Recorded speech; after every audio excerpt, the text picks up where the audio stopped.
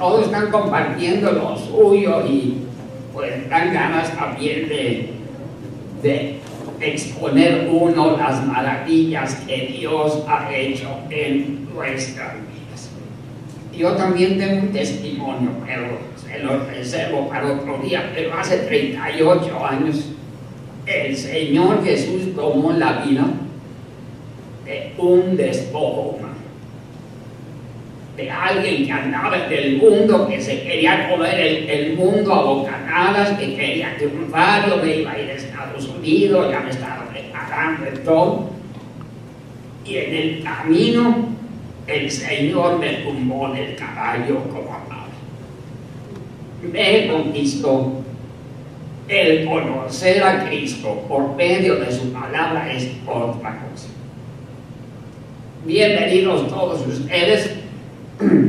¿Cuántos estuvieron aquí ayer de nuestros invitados? Muy bien. ¿Y cuántos nos visitan ahora en esta ocasión? Ok. Muy bien, Dios les bendiga. No saben el lío que se metieron. Sí, porque va a haber una lucha en sus corazones.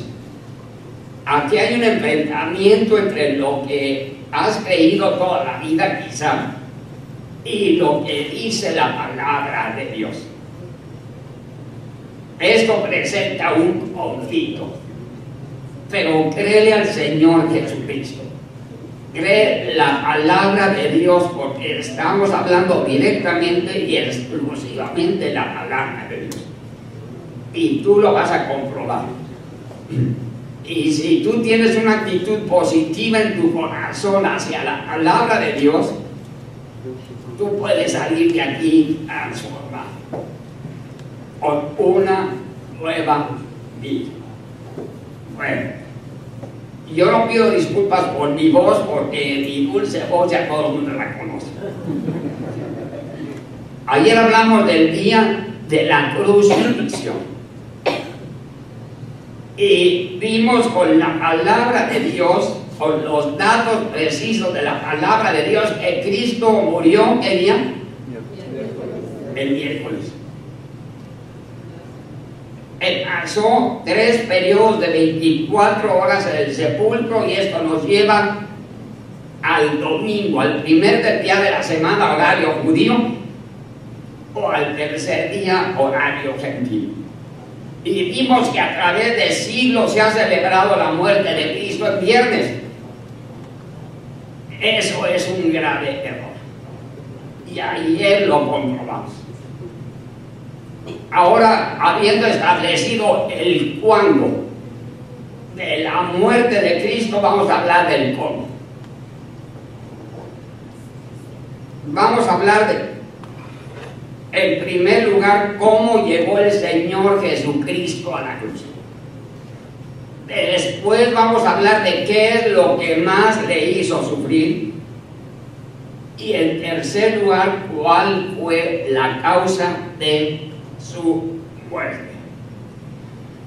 Primero tenemos que decir que el Señor Jesucristo fue sometido a 6 juicios, todos ellos injustos, porque le acusaban falsamente o calumnias que nunca pudieron probar, ni siquiera con testigos falsos. Pero a través de todo ese tiempo la gente se burló de él, lo escupieron, le arrancaron la barba a tirones y lo sometieron a un castigo inimaginable, al grado que ningún hombre normal hubiera podido soportar las torturas que le propinaron al Señor Jesús.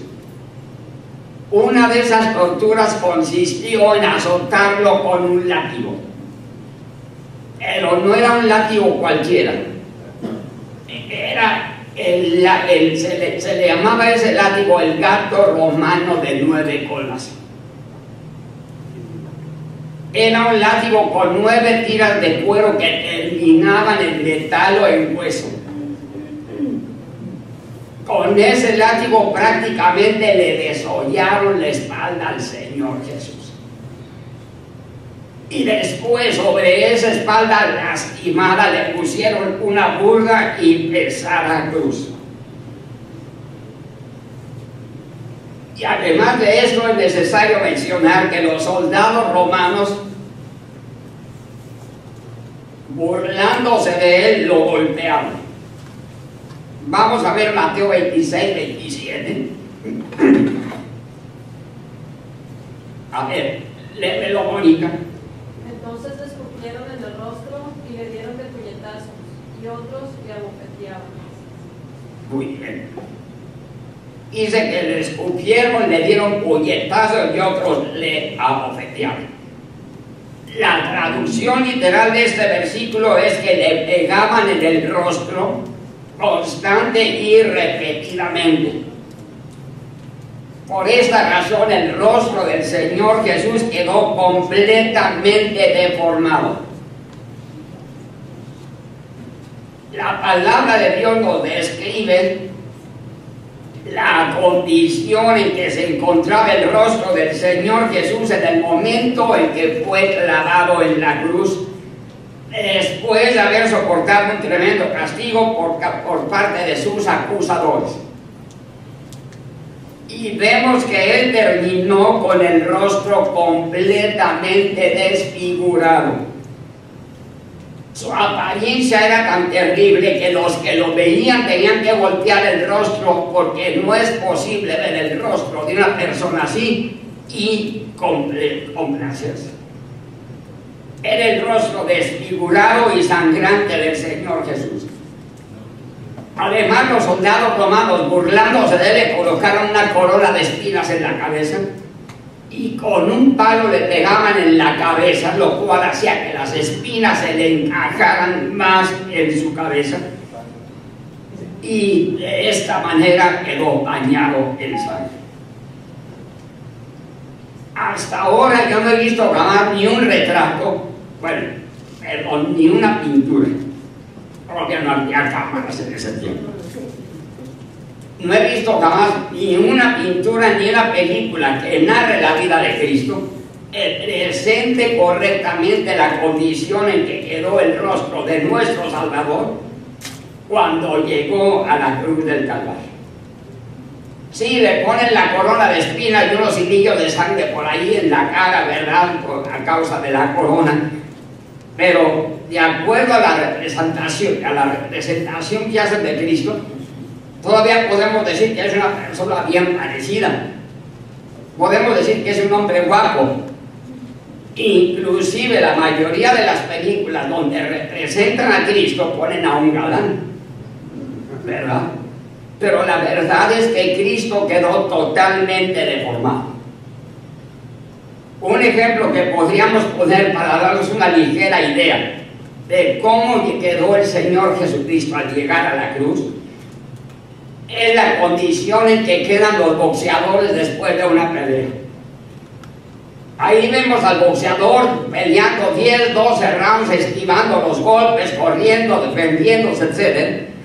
Y al final tenemos a aquel hombre, sobre todo si es el peleador, lo tenemos con los párpados hinchados que casi no puede ver, la nariz también hinchada, inflamada, la boca y está sangrando. De tal manera que no se parece al que empezó la pelea. Y si eso le pasa a alguien que tiene oportunidad de defenderse, esquivar los golpes, inclusive recibir los golpes con un guante de box que amortigua los golpes, ¿qué le pasará a alguien que recibe puñetazos en su cara directamente, sin moverse, sin defenderse, sino que cada golpe que le lanzaban al Señor Jesús con el puño desnudo impactaba la cara hueso con hueso? Ahí se abre la carne y empieza a sangrar e inflamarse de una manera abundante. Bueno, eso es lo que sucedió con el Señor Jesús. Y no olvidemos que los que lo golpearon fueron los soldados romanos, hombres fuertes, hombres rudos, hombres entrenados para causar dolor. Así que el rostro de Cristo quedó totalmente desfigurado y completamente bañado en sangre. Y para asombro nuestro, esto lo dice el profeta Isaías 150 años antes de Cristo, en este pasaje de Isaías 52, 14. A ver si ven. Como se asombraron de ti muchos, de tal manera fueron desfigurados de los hombres su padecer, y su hermosura más que de los hijos de los hombres. De tal manera fue desfigurado su padecer. Él quedó completamente desfigurado. Como les digo, ninguna pintura, ninguna película le han hecho justicia a la condición en que quedó Cristo cuando llegó a la cruz. Pero uno de los peores tormentos que recibió fue cuando fue crucificado. Para crucificar a la persona, quiero decir entre paréntesis, la crucifixión era un tormento diabólico. Es el peor tormento que ha aplicado el hombre al hombre. Y en aquel tiempo se aplicaba solo a los peores criminales. No era un castigo judío. Los judíos aplicaban la pena capital por lapidación. O sea, apedreando a una persona hasta morir. Este era un castigo romano. Okay.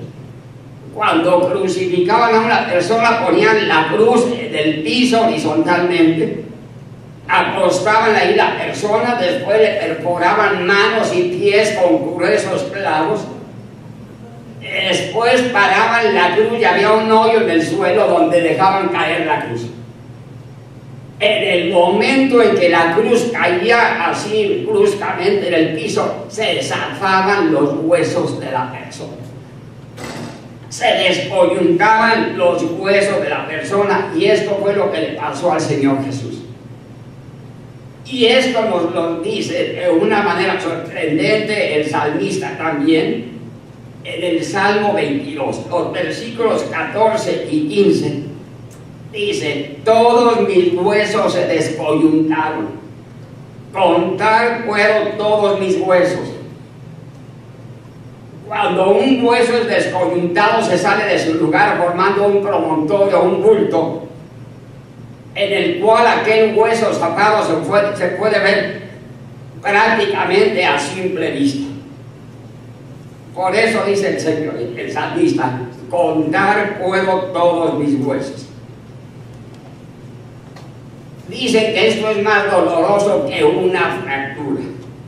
Ahora imagínense ustedes el dolor de tener todos los huesos descoyuntados. Es algo inimaginable. Pero aquí hay algo que debe llamarnos poderosamente la atención. Les pido que me sigan en esto.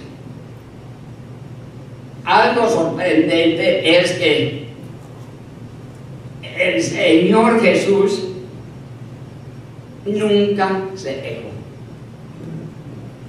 A pesar de todo el castigo que le infligieron, Él nunca dijo absolutamente nada.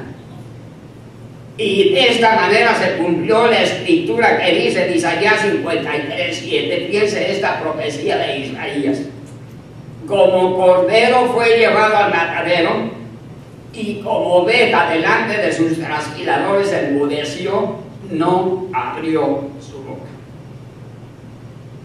Esto es sorprendente. Nunca se quejó a pesar de todo ese tormento. No fue sino hasta que estuvo en la cruz del Calvario, cuando estaba a punto de morir, que el Señor gritó con un fuerte grito de agonía las siguientes palabras. Mateo 27.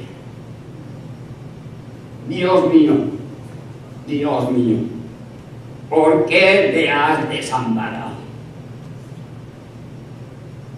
Estas palabras que tenemos aquí en Mateo también fueron profetizadas siglos antes por el salmista.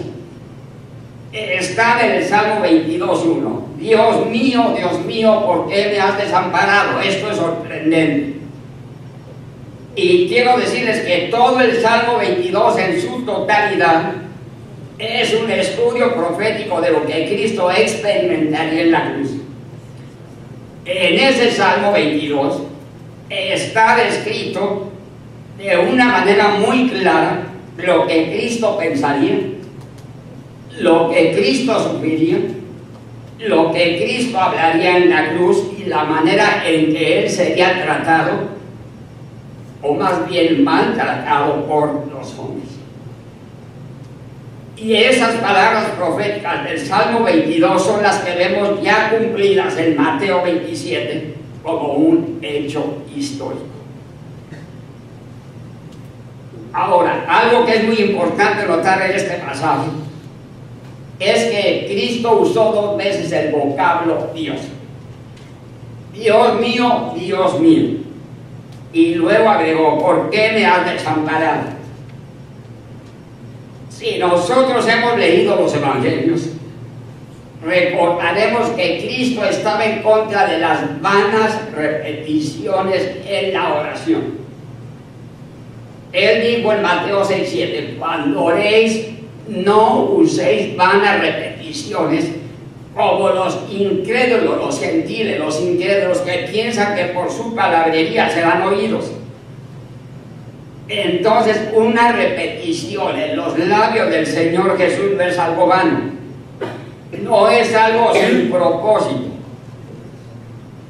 En ese momento Cristo repitió 2 veces esa palabra para dejar claramente establecido que cuando Él estaba en aquella cruz, las otras 2 personas de la Trinidad, Dios Padre y Dios Espíritu Santo, lo abandonaron. ¿Por qué razón? Porque Él estaba cargando nuestros pecados sobre su cuerpo y por esta razón fue hecho anatema, fue hecho maldición. Y en esa condición Dios Padre y Dios Espíritu Santo no podían tener comunión con Él. Por esa razón ninguno de ellos estuvo ahí para ayudarlo, ninguno de ellos estuvo ahí para confortarlo, para fortalecerlo, para acudir en su auxilio. Así que esa oración de Cristo no fue escuchada por Dios. Otro punto muy importante que vimos ayer es que mientras Jesús estuvo crucificado, hubo tinieblas sobre toda la tierra desde las 9 de la mañana, desde las 12 del día hasta las 3 de la tarde. Él fue crucificado a las 9 de la mañana. Y de las 12 del día a las 3 de la tarde, Dios mandó tinieblas sobre toda la tierra. Decía ayer que este es uno de los 7 milagros que ocurrieron aquel día. Hubo tinieblas sobre toda la tierra. Y a la hora novena, a las 3 de la tarde, la Escritura se encarga de enfatizarlo para que nos quede muy claro. Jesús clamó a gran voz. Clamó con un grito potente, con un grito que no es el de una persona que está agonizando, que no tiene fuerzas. No era el grito de una persona que estaba desfalleciendo, sino el grito de alguien que tiene la fuerza y la lucidez suficiente para llevar a cabo hasta el final el trabajo que está realizando en la cruz y consumar totalmente nuestra salvación. Él se propuso una meta, Él se propuso salvarnos y tuvo la fuerza y la capacidad para hacerlo y para llegar hasta el final y lograr su propósito. ¿Cuál era su propósito? Poner a la disposición de cada persona que esté dispuesta a creer en Él la salvación que Él obtuvo a costa de su propia sangre derramada en la cruz. Y como decía yo, a pesar de todo el castigo que recibió el Señor Jesús, nunca se quedó. Pero de repente a la hora novena, estando en la cruz, se escuchó ese terrible grito de agonía. Él fue cuando exclamó: Dios mío, ¿por qué te has desamparado? Estas palabras fueron literalmente gritadas por el Señor Jesucristo en medio de la oscuridad. Y el impacto que eso tuvo ante las personas que estaban a su alrededor fue estremecedor. Pero hay algo maravilloso. Ese grito tuvo repercusiones eternas para ti y para mí. Porque ese grito que salió de los labios de Cristo, un grito que es imposible imaginar, ese grito sonó en la misma eternidad, porque en ese momento Cristo estaba pagando el precio de nuestros pecados. Así que no fue el dolor físico que experimentó al ser cruelmente torturado lo que le hizo gritar. Tampoco gritó de dolor cuando todos sus huesos se descoyuntaron. Fueron tus pecados y los míos los que produjeron aquel terrible grito de agonía, de dolor en nuestro Salvador. Porque a causa de esto Él fue abandonado por su Padre y por el Espíritu Santo. Y esto es algo en lo que necesitamos meditar muy seriamente. En cada pecado que tú y yo hemos cometido estaba siendo cargado por Cristo cuando Él estaba sufriendo en la cruz. Y esto es algo en lo que tenemos que pensar muy seriamente, porque nosotros disfrutamos el pecado, nosotros nos deleitamos con el pecado, nosotros inclusive nos jactamos del pecado que cometemos y ni siquiera nos lastima, no nos duele nada. Si el pecado nos doliera, todos vivíamos en un grito. Pero no nos molesta ni la conciencia. Sin embargo, fue precisamente el contacto con nuestros pecados lo que le hizo exclamar a Cristo un terrible grito de dolor. Cuando toda la tortura física que recibió no pudo arrancarle ni una sola tela. Y ese grito fue el momento culminante de la cruz. Porque cuando Cristo dijo: Dios mío, ¿por qué me has desamparado?, Él estaba sufriendo ni más ni menos que, atención, la muerte espiritual. Esto significa que en ese momento Él quedó separado de la comunión con Dios, de una comunión que había tenido por toda la eternidad con su Padre y con el Espíritu Santo. La palabra muerte significa separación. Al experimentar la muerte espiritual se interrumpió la comunión con las otras dos personas de la Trinidad. Otra cosa es que las palabras de este grito fueron dichas con un propósito determinado. Y ese propósito fue que tú y yo pudiéramos entender cuál fue el precio que Él tuvo que pagar por nuestros pecados. Ahora, fíjese, antes de tener esta información de la palabra de Dios, es muy común que nosotros hayamos considerado al Señor Jesús sí como el Salvador del mundo, ¿verdad? Pero poniendo nuestra atención sobre todo en el sufrimiento físico. De hecho, siempre que se habla de la historia de Jesús o que se relata la historia de Jesús, el énfasis se pone sobre su sufrimiento físico. Por eso es importante enfatizar en base a la palabra de Dios que con todo y que los sufrimientos físicos fueron terribles, eso no fue lo que pagó el precio de nuestra salvación. Eso no es lo que nos salva. Si Cristo solamente hubiera sido torturado físicamente y si hubiera muerto solamente físicamente, Él no hubiera podido pagar el precio por nuestros pecados y Él no podía ser nuestro Salvador.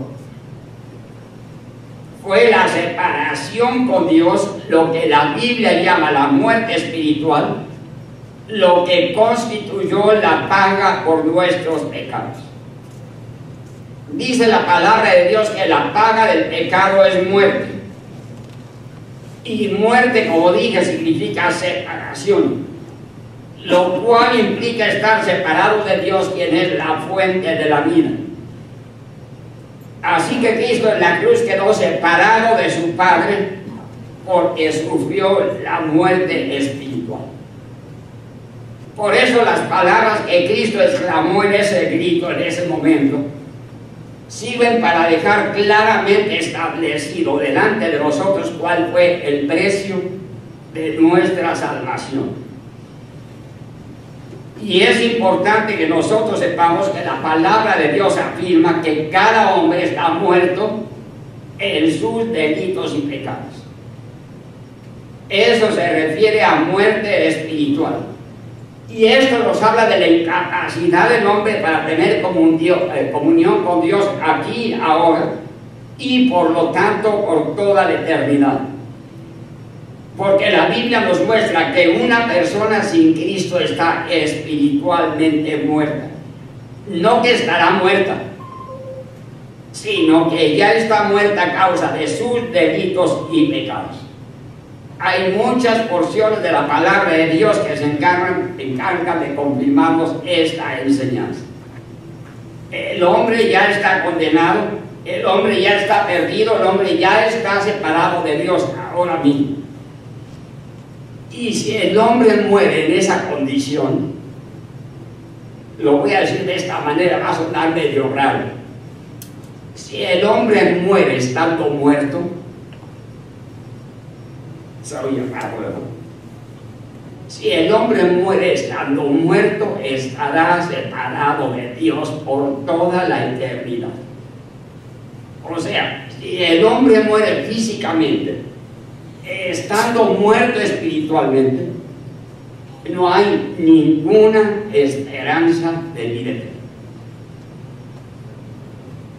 Entonces, este es un terrible problema en que se encuentra el ser humano. Pero lo peor de todo es que todos pensamos que somos encantadores y que Dios nos ama y que Dios es muy bueno y yo creo en Él a mi manera, o de acuerdo a una religión, o de acuerdo a una filosofía o un credo. No soy malo, no le hago mal a nadie, y pensamos que con eso nos vamos a salvar. No hay ningún mérito humano que valga delante de Dios como para que Dios haga a un lado la obra de Cristo en la cruz y te diga: vente, te recibo, sin haber aceptado a Cristo. Fuera de Cristo no hay negocio con Dios, no hay trato. Entonces, ¿cuál es la solución a este problema? Humanamente hablando, no hay nada. Pero divinamente hablando, Dios lo ha provisto todo. Lo único que tiene que hacer una persona para pasar de muerte a vida, de acuerdo a la palabra de Dios, Juan 3:3, es nacer de nuevo. El Señor Jesucristo le dijo estas palabras a un hombre muy bueno, a un hombre muy religioso, a un maestro de Israel. Léelo por favor, Mónica. Respondió Jesús y le dijo: de cierto te digo, que el que no naciere de nuevo no puede ver el reino de Dios. El que no naciere de nuevo no puede ver el reino de Dios. Solamente por medio del nuevo nacimiento podemos hacer la paz con Dios, reconciliarnos con Dios y recibir la vida espiritual. Y esto es algo que se tiene que llevar a cabo aquí en esta vida. Una vez que atraviese la línea de esta vida, ya no se puede hacer nada. En el momento en que nacemos de nuevo por medio de la fe en Jesucristo, recibimos vida espiritual y con ello la promesa de que estaremos en la presencia de Dios por toda la eternidad. Puede parecer fantástico, puede parecer increíble, pero esto es lo que logró Jesucristo en la cruz con su muerte espiritual. Otra cosa, la muerte física es el resultado de la muerte espiritual. Y cuando Cristo fue crucificado, Él sufrió ambas muertes. Él murió tanto en lo espiritual como físicamente. Y aquí surge una pregunta. ¿Por qué murió físicamente si la muerte física no es el pago por nuestros pecados? Él tuvo que morir físicamente para vencer la muerte, para resucitar y que su sacrificio fuera acepto y válido delante de Dios. Y de esto da testimonio el mismo Espíritu Santo en Romanos 1:4, donde dice que Cristo fue declarado Hijo de Dios con poder por el Espíritu Santo de santidad por la resurrección de los muertos. Si Cristo hubiera muerto pero no hubiera resucitado es porque Él tenía pecado personal. Pero el Espíritu Santo lo vindicó, vio que estaba limpio de pecado y el Espíritu Santo lo levantó de entre los muertos. Como veíamos ayer otra porción de la palabra, dice que Cristo quitó la muerte y sacó a luz la vida y la inmortalidad por el Evangelio. Ahora, en el momento en que Cristo terminó su trabajo fue cuando exclamó consumado es. Y procedió a decir: Padre, en tus manos encomiendo mi espíritu. Y aquí hay algo que es de vital importancia aclarar. Cristo, fíjense, Cristo entregó su vida física voluntariamente. Él murió en el momento en que Él lo decidió. Y esto es algo que Él ya les había dicho claramente a sus discípulos en Juan 10. A ver, Sam, léeme eso, por favor. Yo pongo mi vida para volverla a tomar. Nadie me la quita, sino que yo de mí mismo la pongo. Tengo poder para ponerla y tengo poder para volverla a tomar. Este mandamiento recibí de mi Padre. Nadie me quita mi vida. Yo de mí mismo la pongo. Cristo murió voluntariamente en el momento en que Él lo decidió. Algo para comprobarlo es lo que sucedió. Recordemos que los judíos querían quitar los cuerpos de aquellas cruces, de los tres cuerpos, la de Cristo y los de los dos ladrones. Pero los crucificados duraban días en la cruz. Duraban días en la cruz entre la vida y la muerte. ¿Por qué? Estaban clavados de pies y manos. Y cuando ellos se cansaban, porque tenían una tablita en los pies que se llamaba el cedil, se recargaban con sus pies heridos en esa tablita, se levantaban y respiraban. Pero cuando se cansaban o no aguantaban el dolor de los pies, se colgaban y empezaba la insuficiencia cardíaca y respiratoria. Así duraban días entre la vida y la muerte. Les daba el mal de tétanos por los lados, se arqueaban los cuerpos, era algo terrible.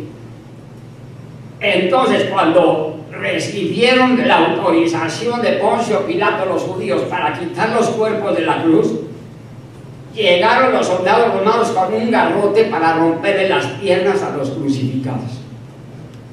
¿Para qué? Para que se colgaran y entonces en cuestión de minutos morían. Pero ¿qué pasó cuando llegaron con Cristo? Ya estaba muerto y se sorprendieron que estaba muerto y tomaron una lanza y se la clavaron para comprobar y al instante salió la sangre separada por el suelo y comprobaron que estaba muerto. Él entregó su vida física en el momento en que quiso. Cuando él dijo, Señor Padre, en tus manos encomiendo mi espíritu, él decidió morir. Y hay una profecía asombrosa. Hablando de Cristo también el salmista dice, no será quebrado hueso suyo. Es impresionante la palabra de Dios. La profecía de la palabra de Dios es una de las más fuertes evidencias de que este libro es de revelación divina. Bueno, en el Salmo 22, versículos 2 y 3, tenemos otra declaración sorprendente porque dice, clamo de día y no respondes, y de noche y no hay para mí reposo. Se me hace que es otro salmo. A lo mejor no lo puse. Clamo de día y no respondes, es el posterior. Clamo de día y no respondes, y de noche y no hay para mí descanso. ¿Cómo es posible, fíjense, cómo es posible que el salmista haya declarado proféticamente que Cristo clamaría en la cruz de día y de noche, si él fue crucificado, como decía, a las 9 de la mañana, murió a las 3 de la tarde, y antes de la caída del sol fue quitado de la cruz? ¿Se equivocó el salmista? Cristo no pasó una noche en la cruz. ¿Qué fue lo que sucedió? Bueno, vimos que hubo tinieblas desde las 12 del día hasta las 3 de la tarde. A causa del milagro de las tinieblas que Dios produjo, Cristo pudo clamar en un periodo de luz y en un periodo de tinieblas, y esto es equivalente a lo que dice el salmista. Entonces se cumple a la perfección la profecía del Salmo 22. Bueno, quiero aclarar una cosa para que no vayamos a caer en confusión. Y este es que cuando Cristo clama, Dios mío, ¿por qué me has desamparado? No se trata del grito de una persona que no sabe lo que está pasando.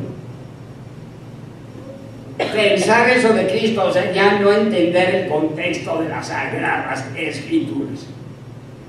Cuando Cristo estaba hablando de esa manera, lo estaba haciendo para que nosotros lo escucháramos,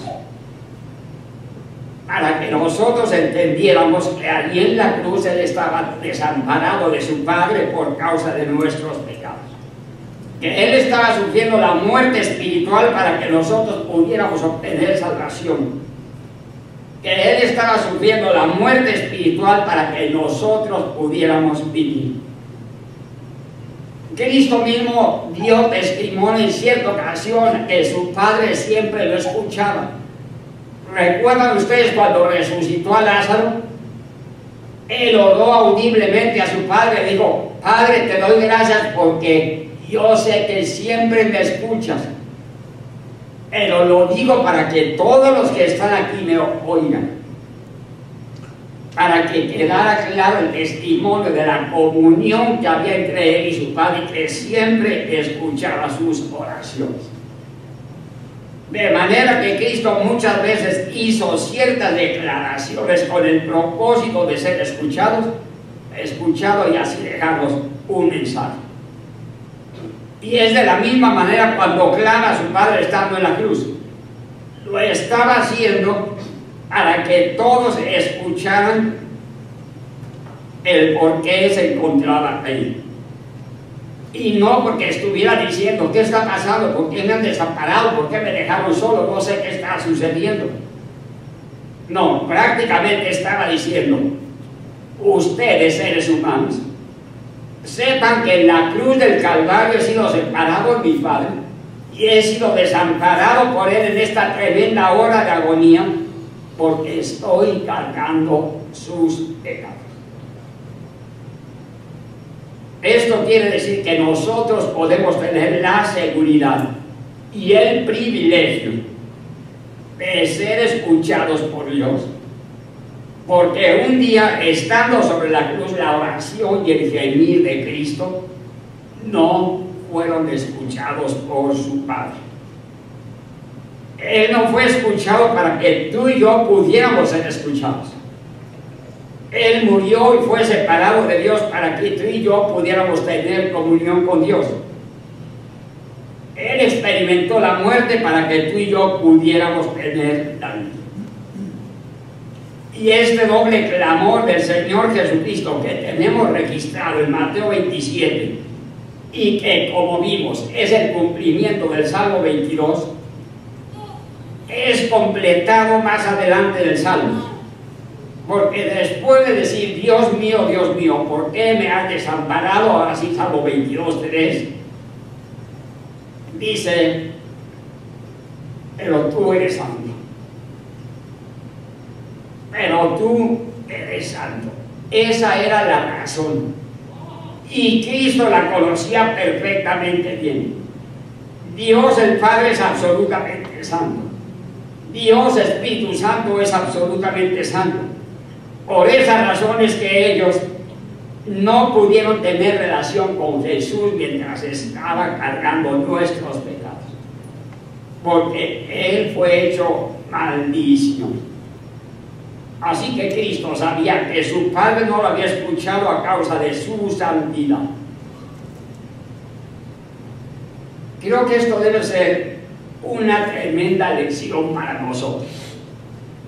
Porque si cuando Cristo estaba cargando nuestros pecados en la cruz, su propio Padre no lo escuchó porque Él es santo, ¿cuál sería la base para que tú pensaras que Dios va a escuchar tus oraciones cuando estás cargando tus propios pecados? ¿Qué dice Juan 19:31? Creo que sí lo puse. No. Es otro. Dice Juan 19:31, ese es otro, perdón. Dios no escucha la voz de los pecadores. Pero si alguno es temeroso de Dios y hace su voluntad, a ese oye. Bueno, finalmente, vamos al Salmo 22, 4 y 5.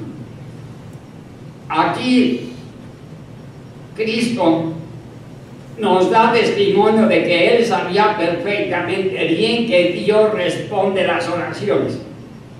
Muchos de sus antepasados habían clamado a Él y Dios los había librado. Pero, ¿por qué a Él no lo libró?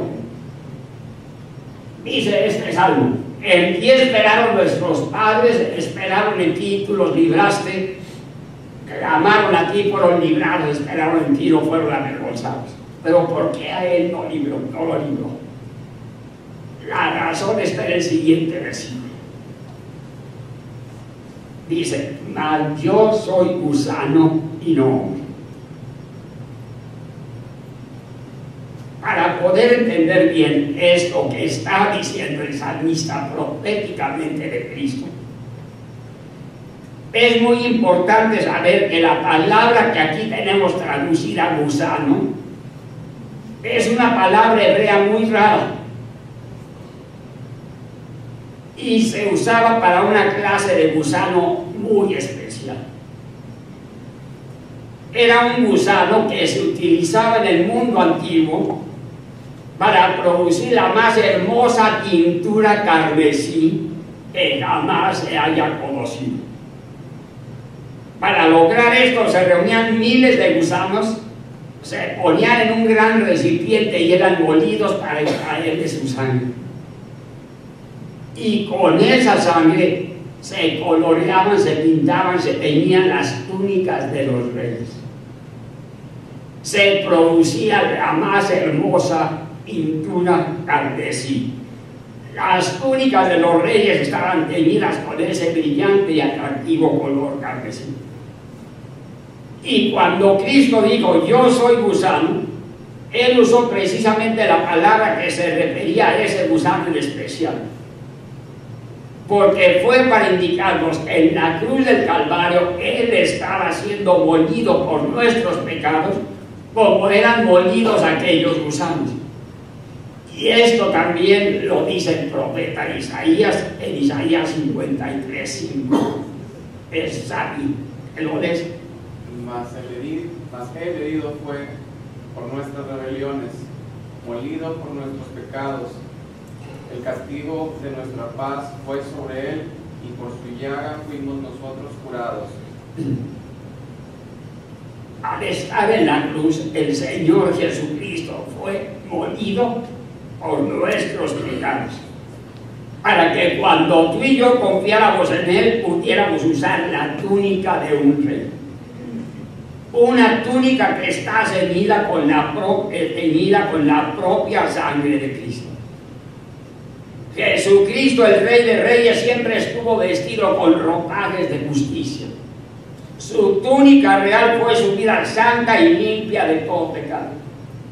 Pero en la cruz del Calvario, Él fue despojado de esa túnica real, de su limpieza, de su santidad, para ponerse los harapos andrajosos e inmundos que tenemos cada uno de nosotros por nuestros pecados.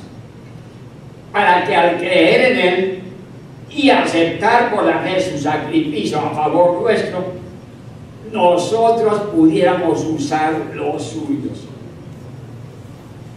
Todo aquel que ha creído en Jesucristo ha sido vestido con la túnica real de su justicia. Digamos que ha tenido un cambio de vestuario. Esto fue lo que hizo Cristo. Se despojó de su túnica real y nos la ofreció a nosotros. Hizo un intercambio. Tomó nuestros vestidos de injusticia y se los puso Él. Y después nos ofrece su túnica real para lucir justos y aceptos delante de Dios. Terminamos con este versículo. Isaías 61:10. Bueno, por favor.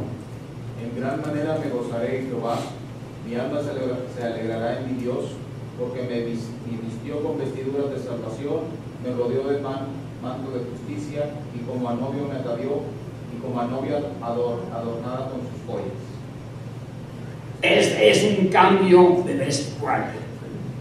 Espiritualmente hablando, Dios se refiere a nosotros, a la bondad humana, a la justicia propia como harapo de inmundicia.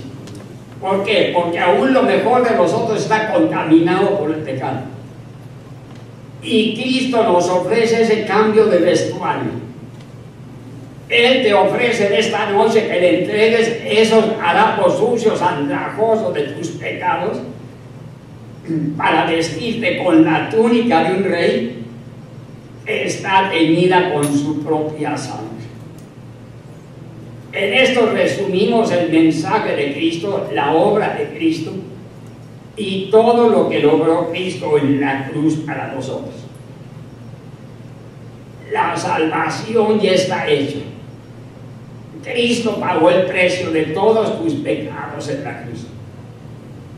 Él ahora está esperando solamente que tú confíes en Él, que tú le entregues tu corazón, porque Él murió por ti para darte vida. Y está esperando que tú le dejes venir a morar en tu corazón y le permitas vestirte en este momento con las vestiduras reales de su propia justicia, de su propia vida. Solo de esta manera podrá ser recibido en el reino eterno de su Padre Celestial. Y aquí es donde yo quiero ofrecerles este cambio. Cuando yo me convertí hace 38 años, la persona que me llevó a los pies de Cristo me dijo: haz de cuenta, Jorge, que es un trueque, es un cambalache. Tú le entregas a Cristo todos tus pecados y Él, como un regalo, te entrega su justicia para que sea aplicada a tu cuenta. Y quedas justificado por medio de la fe en Jesucristo. Entonces, esto lo tenemos al alcance todos nosotros, y podemos apropiarnos de ellos por medio de la fe. Pero tienes que estar consciente de esto. Alguien usó tu corona hace 2000 años. Bueno, les acabo de contar la historia. Ahora, si me permiten, se las voy a cantar. Van a decir, no puede hablar, ¿cómo va a cantar?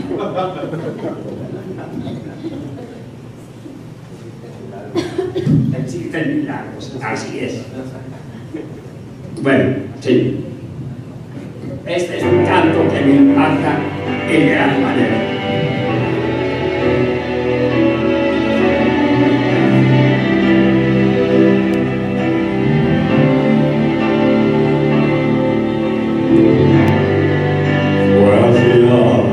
En Jerusalén,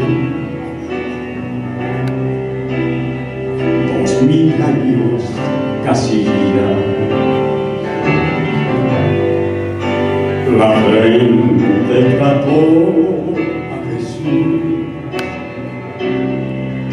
así como un criminal. No tuvo culpa de él. El mundo lo condenó, tanto me amó, que mi corona usó.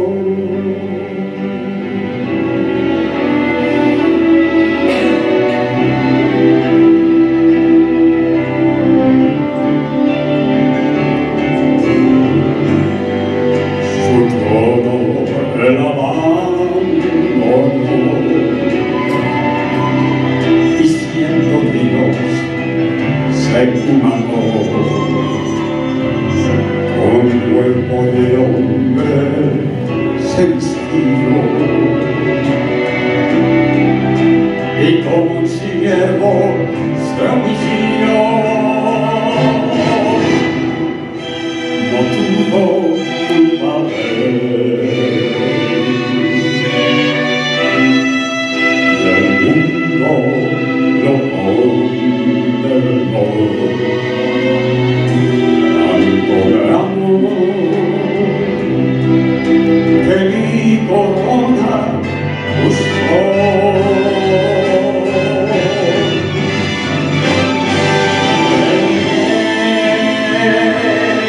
Las espinas de mi maldad, por mi maldad, la corona soportó por mí y mi cruz por mí murió.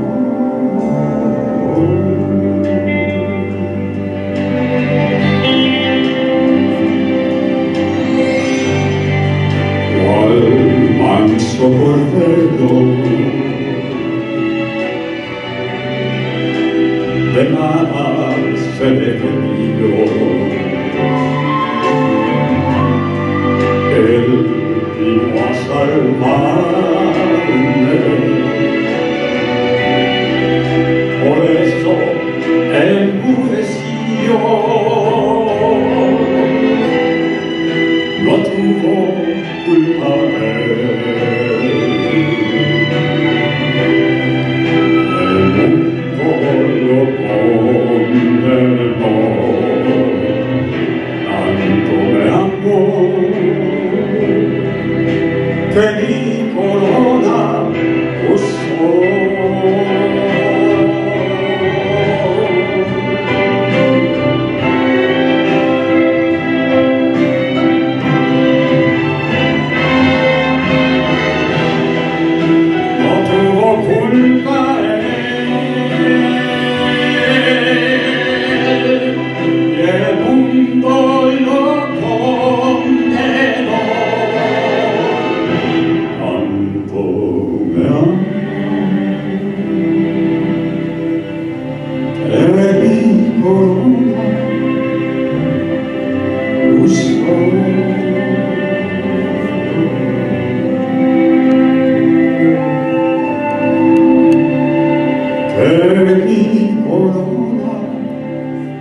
uso.